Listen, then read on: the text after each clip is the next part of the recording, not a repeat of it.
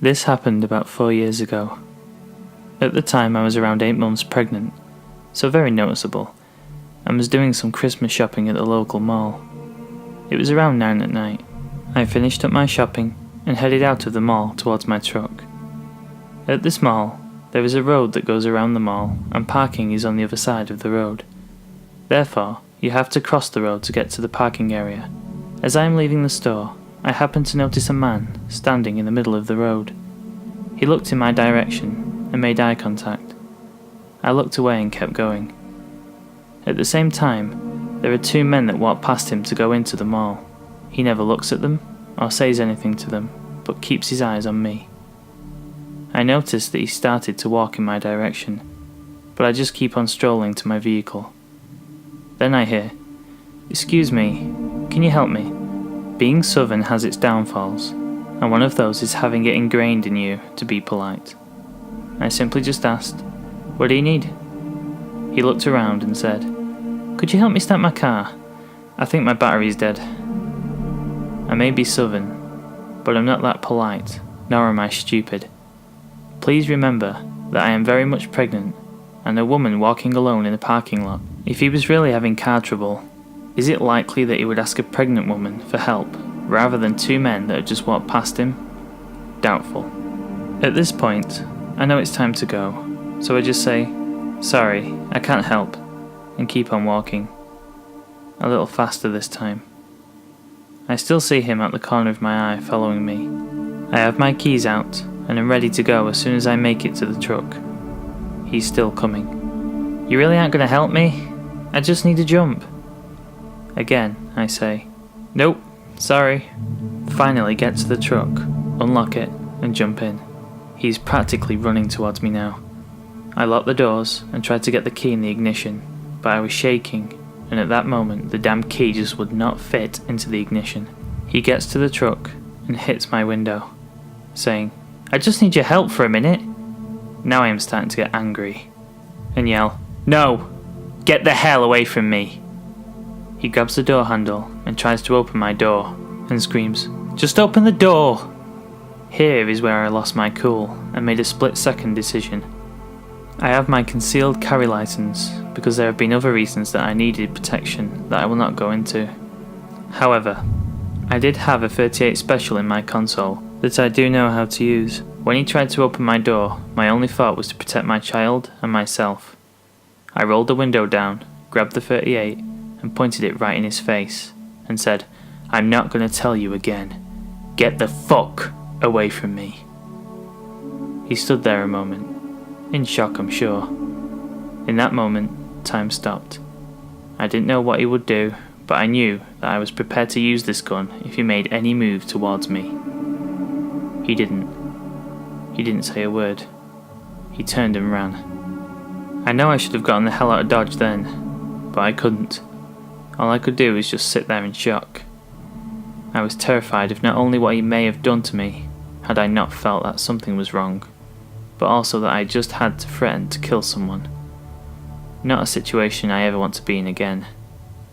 However, should it happen, I still have that 38, and it's loaded and ready to go.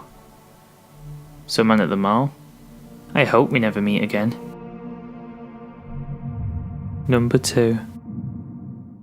This took place during the 70s, and my godmother was about 16 or 17 at the time. So one day, she was doing some homework in the living room when the phone rang. Her mum picked it up, and before she could say anything, she got a funny look on her face and started laughing. My godmother said, "What is it? Who was that?" Her mum said someone just playing some music over the phone. Probably a wrong number.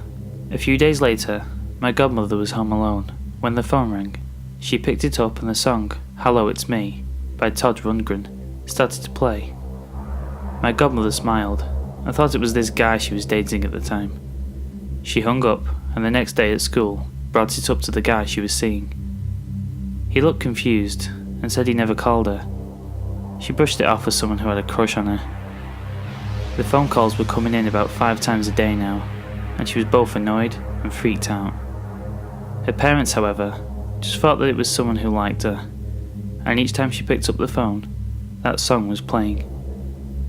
Finally, one day when she answered the phone, she said, "Look, who are you? You've been driving me and my family insane for the past month, so knock it off." But that only seemed to make it worse, because now she was getting calls around 1 in the morning. Fast forward to about 2 months.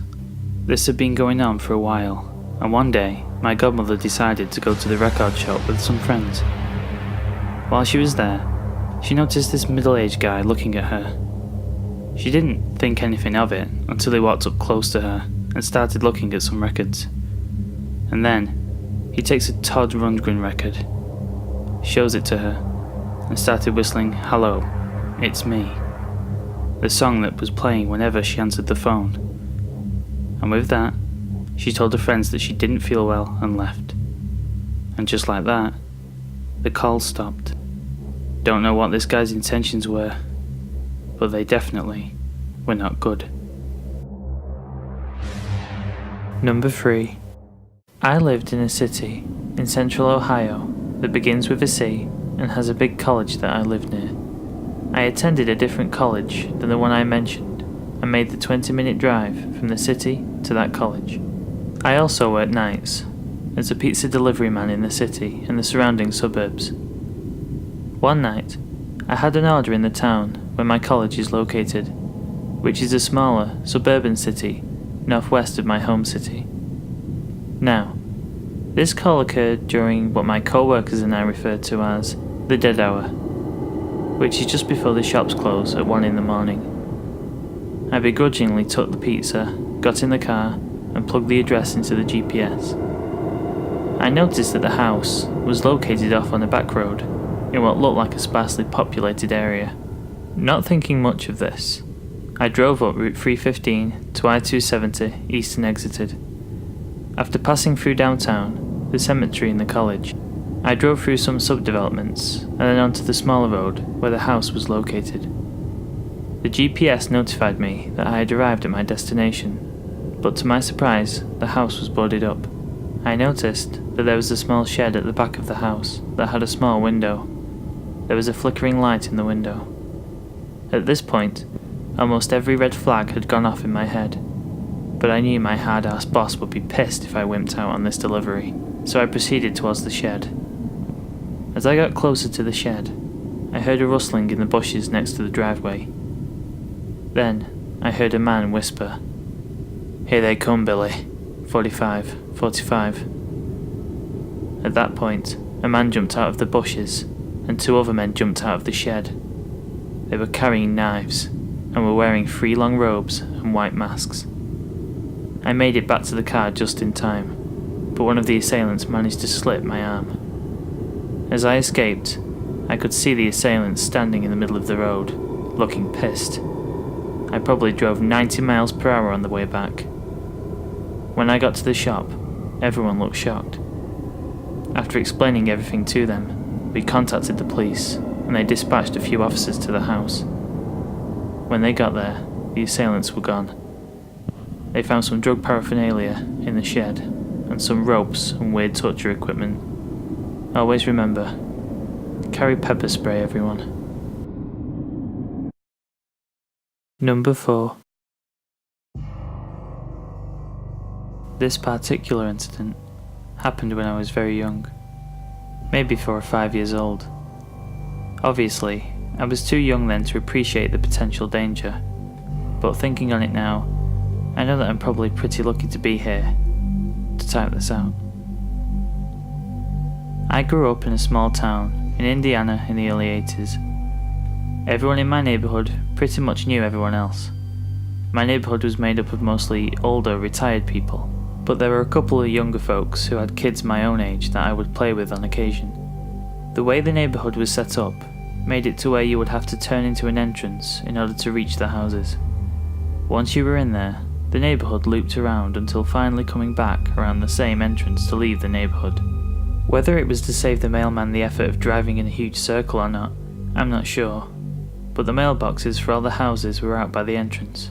This meant that to check your mail, you would either have to drive or walk down to the end of the road, which from our house took about 10 minutes on foot. This particular Saturday morning, I was sitting in the living room finishing up my bowl of cereal and watching cartoons.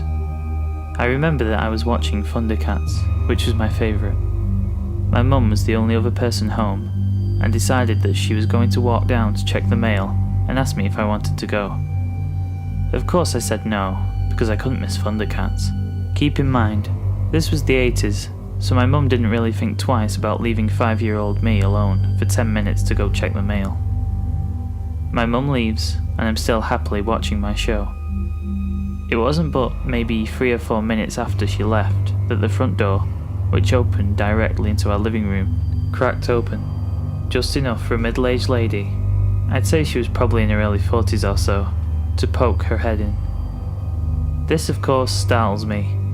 I'd never seen her before, in my life. I knew all of our neighbours, and she wasn't one of them. She grinned at me, and said something along the lines of, "Hi sweetie, I saw your mummy leave. Are you all by yourself?" I was told never to talk to strangers, so I basically just sat there, staring at her. She opened the door a little further, and stepped inside. She was wearing what looked like mechanic overalls, which is really weird now that I think about it. She started talking to me about really weird stuff that, at the time, I didn't really understand. She was saying things like, "Sometimes adults do grown-up things with pretty little girls. Have you ever done grown-up things? Has anyone ever touched you in your special place? Are your parents good to you? Do they hurt you? Have they ever hit you?" I remember her telling me that she had kids my age, and that they were going to go to the park, and she asked me if I wanted to go. It was about that time that I heard our neighbour, an older gentleman in his late 70s named Walter, yelling and asking her who she was and what she was doing. She quickly stepped back outside and ran back to her car, without even shutting the door to the house. Walter came inside and waited with me until my mum got back from checking the mail and told her what happened. They called the police. Walter had taken the time to note the make and model of the car, but hadn't had time to write down the number plate. I don't know if they ever caught the lady. So, creepy, potential pedo lady, if you're still out there somewhere, let's not meet. Number 5. I live in a block of flats in England, and was on my way literally 3 minutes down the road to the local pub. I was meeting my boyfriend and his brother there, as they had just finished work and were on the train back home. My boyfriend had already rung me, saying that they would be 10 to 15 minutes until they got there. I had been sent there early to grab a decent seat near a TV there, as the England rugby was due to be on. Anyway, I'm walking down the road, looking at my phone, when I hear a woman shout, "Miss? Miss? Hello, miss?" and vaguely waving in my direction. I look up, and there's this 25 to 28-year-old woman with a massive box at her feet, and she's now waving me over. Me, being stupid, went over to see what her problem was. "Miss, can you help me take this box to my car around the corner? It's really too heavy." The woman is smiling at me while pointing to the box. Now, as soon as she said this, a thought crossed my mind. I'm a small girl myself. Why would she be asking me and not some man? Does she really think that I could lug this massive box with her? "Sorry, I'm busy." I try and brush her off while turning away. "Please, I'm desperate. I have to get home to my kids. You have to help me, miss, it's too heavy." She's now yelling at me while squatting, trying to lift the box. I started getting annoyed now. "Look, lady, my boyfriend and his brother will be here any minute now, and they can help you lift this box. I don't know why you, yet alone, asked a small girl on her own, and not one of the men on the street. I'm busy." Yes, I did feel bad for saying this to her, but alarm bells were ringing in my head. I couldn't understand why she asked me, when there were men on the street literally queuing up to use the cash machine and walking past. The woman scowled at me.